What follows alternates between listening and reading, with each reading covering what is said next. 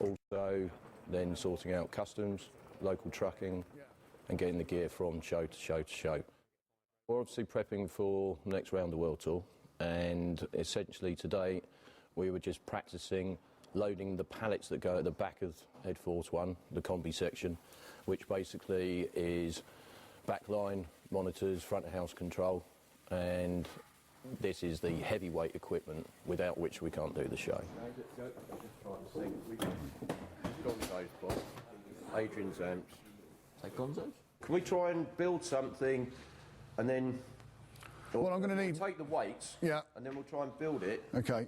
So what is the designation of this box then? What are we going to call this box? That's still the monitor.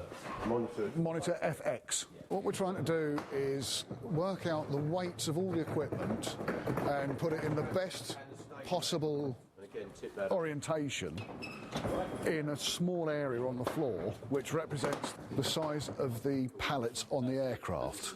We marked out the size of the pallet, the allowable size of the pallet, dimensions that we can use, and had to work within those restrictions, and also there's a height restriction as well, so it all has to be loaded, and there has to be a flat top, it has to be square, which causes some problems. We have to put packers in, and again, if you're putting packers in, you have to take that into account for the weight limit as well, so if you put a packer in, you might have to take a bit of equipment off. Always a problem. Well, there we are. I wish I was a flight case, because that's the way I'd be coming in, actually, in and out of here. And, well, pretty much this would be the cargo bay. We wouldn't have any carpet down, and it would be all lined, and we'd have some steel plates on the floor as spreaders, but basically this little section here would be where we'd put all the Iron Maiden kit. Doing Headforce 1 this time round, the trip on the plane, presents enormous problems. We'll probably get a heads up of maybe a year, 9 months, something like that, as to the tour's happening. And then we'll then go and have a meeting with Rod, and he'll give us maybe an album name or just a gem of an idea, which we'll then go away with and come up with some designs for the set. A lot of the ideas do come from the band initially anyway, so we'll give them what ideas we have, and we'll, you know, fairly well try and paint a picture for them, you know, in words if you like, whatever. Sometimes I'll send them some images that I'll pull up, you know, from wherever, just to give them some sort of basic idea of what I think the direction they should be going in. The brief that we got, I think, was we need to have a space station that's at the dirty end of the universe. It has changed a little from this point, and it does extend a little more left and right. But the innovative thing was putting the large towers upstage left and right, which made the whole thing in the region of 100 feet across, which is pretty big. Yeah, Hangman will send us initial drawings of what it's going to look like. We'll move that on a bit in terms until we're all happy, then they'll do a model, and then we'll sign it off and they'll start building it. Then becomes a massive, intense period of drawing, CAD drawings, designing, artworking, also talking to all the crew, talking to the tour manager, production managers, to make sure that not only does it look good, but that it will go on a truck or in a plane, will be easy to put up every night, easy to take down. And we've got artists here, sewers, computer graphics guys. Over at Metal Man we've got welders. And basically it then all has to happen. And usually by that point we've not got very long left. It's always the same, I don't know why, but no matter how much time we seem to have on these things, it always seems to end up being that we ain't got hardly any time at the end of it. We still use the drapes. It's just different. There are a lot of big screens around nowadays with wonderful pictures on everything else, but there's something more theatrical and dramatic about the drapes. We're just messing around with the colours, seeing how it brings out the most of the 3D effect of the drops. Okay, we're just doing a little demo here, looking at the new drapes, seeing how they're going to respond in under constant lighting conditions and getting the most out of them, and the band are checking them out. The rest of it looks great, but he just needs to really stand out, and he doesn't. He's very flat. It's very flat lighting at the moment, so no, I know it will make a difference. No, I appreciate but and the figure itself needs to be dark. Not all the dark bits need to be like more black. So up the contrast. Okay, yeah, fine. So you make the thing stand out. Yeah, that's kind of right. And the last 2 months have been pretty much constant prepping for the around the world part. I mean, there's a lot of different lighting companies to deal with all over the world, and they have to recreate the show, you know, to the last light bulb, you know, from here to Jakarta. So it's quite a lot to do.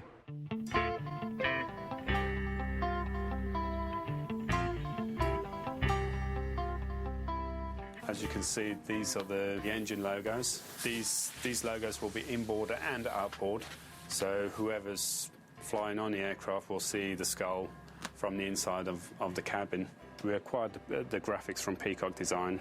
We take those graphics and we superimpose them onto a schematic of the aircraft. We scale everything up from the templates and we produce the graphics from there. It's a 10-year vinyl and it's quite a high-quality vinyl, which is like Formula One racing cars, from when it's printed and when the vinyl's actually cut. The next stop for us is to get all the graphics boxed up, ready to go, and sent to the hangar where Ed Force One will be applied.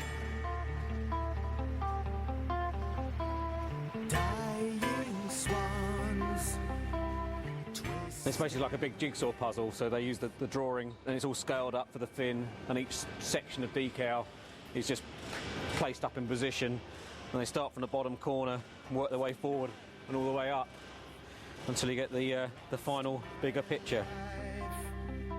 To do the whole livery, including the fin, we're looking at about 3 to 4 days, depending on how many guys we've got on it. So we're on schedule at the moment to finish by end of Wednesday, beginning of Thursday.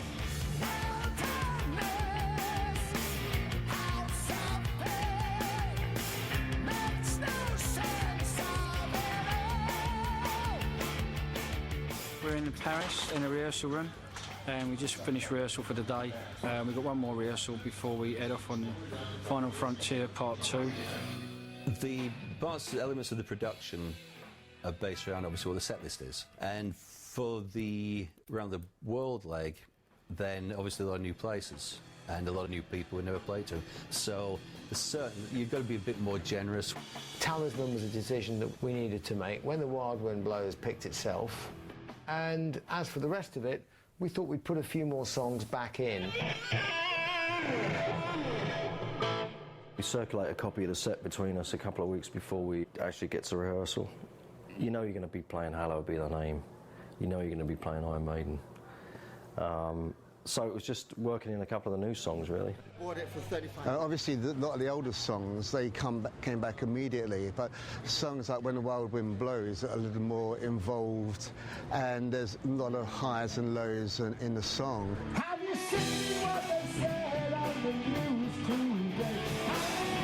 What is coming to us all?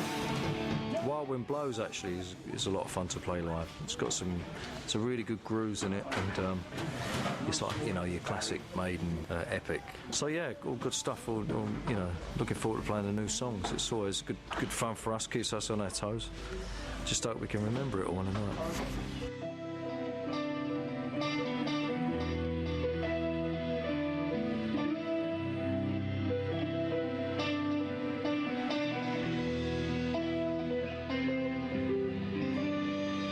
Trying to get the set to gel all together was difficult, because it was a very different paced set to the one that we're used to. In particular because, you know, we're going out and starting with a kind of a mid-tempo type number, and it requires a great deal of restraint on the part of the drumming department. You need to be focused and you need to be quite disciplined on where the set starts, because that way it can build and build and build throughout.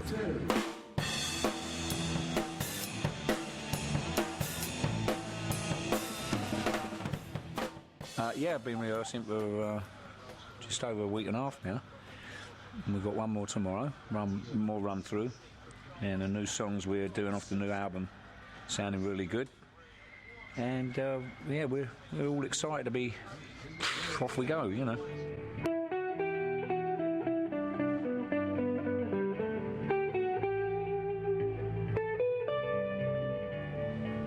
You find once you get out there, it's good fun, and you know, get in front of the audience and you connect with the audience again, and you find out, you know, you realise why you do it. When you're rehearsing in an empty room, you sometimes wonder why you do it, because This band just feeds off an audience, and it's, you know, that's where it comes alive. You can rehearse till the cows come home, but it's only when you get on stage that first night and then everything falls into place.